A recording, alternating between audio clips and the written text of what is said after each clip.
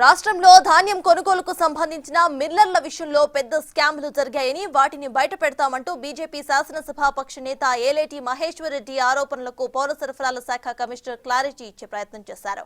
మహేశ్వర్ రెడ్డి ఆరోపణలు అవాస్తవాలని అన్నారు. గతంలో ఎన్నడూ లేనంతగా పారదర్శకంగా కొనుగోలు జరుగుతున్నాయని ఆయన చెప్పారు.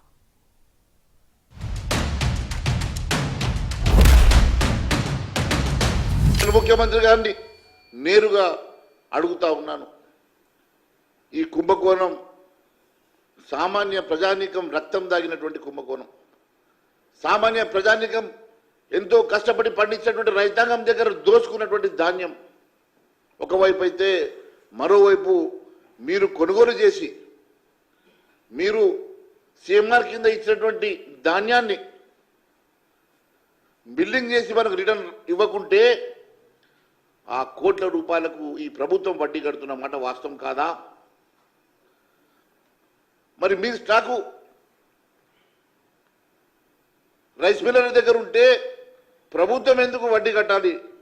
ప్రభుత్వం దేనికోసము ఈరోజు వాళ్ళ బాధను భరిస్తూ ఉన్నదో, దీని వెనుక ఉన్న మతలబేందో ఉత్తమ్ కుమార్ రెడ్డి గారు, వారితో పాటు చౌహాన్ గారు కూడా సమాధానం చెప్పాలని చెప్పి నేను అడుగుతా ఉన్నా.